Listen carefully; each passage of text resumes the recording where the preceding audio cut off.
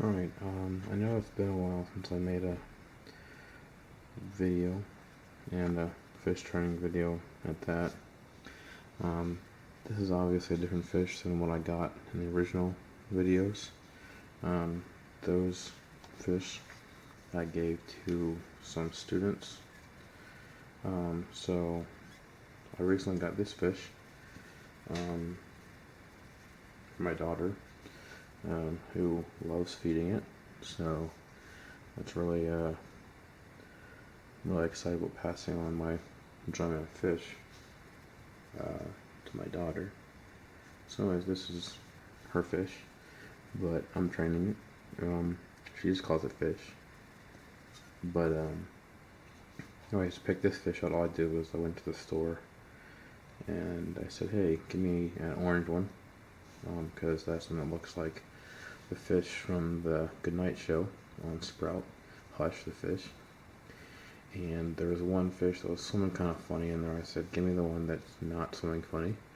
And so this is one that they gave me. So I've been pretty excited with the results for this one. It seems to respond well to me coming near it, especially whenever it sees the food, which is, I know that's a natural reaction, but I think it means it's going to be very easily trained. So anyways, the first steps I've been doing to get it ready for training is I've just been introducing the target wand, and you see it's getting excited about it. So put the wand in, and then I give it a treat nearby so it associates the wand with food. And eventually it's been following the wand around. So there we go. So it got a treat. I didn't actually put the food in the wand yet.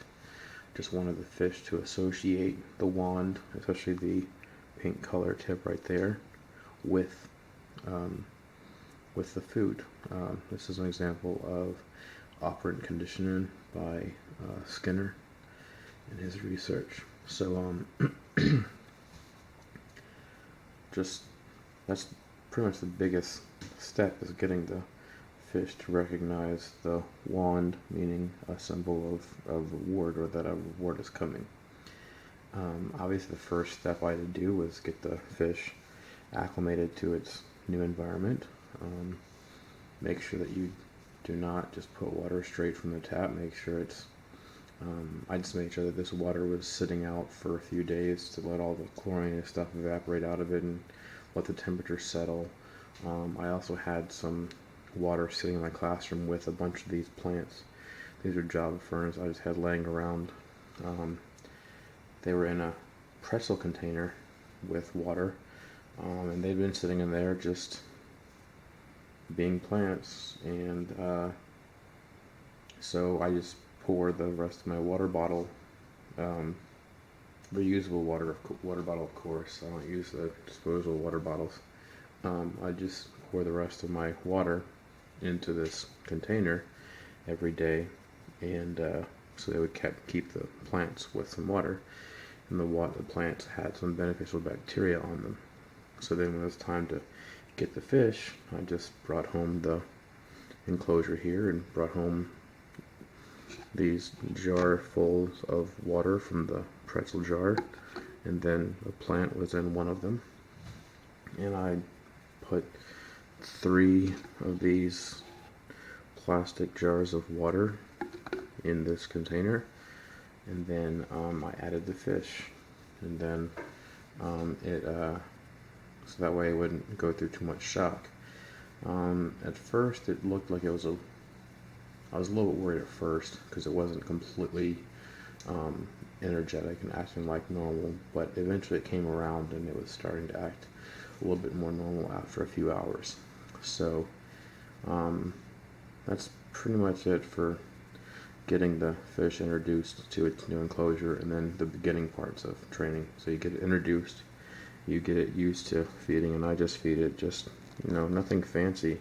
I like the granules better than goldfish flakes for training, because my thought is that the granules, which is what they look like right there, granules will will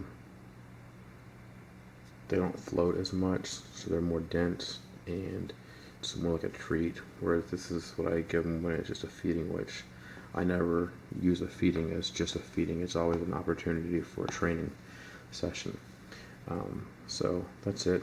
In the next video, which will probably be a few minutes after this one, I'll just show how to I'll just show training with the actual wand. So check it out. Like, comment, and subscribe. If you have any questions, comment below or message me.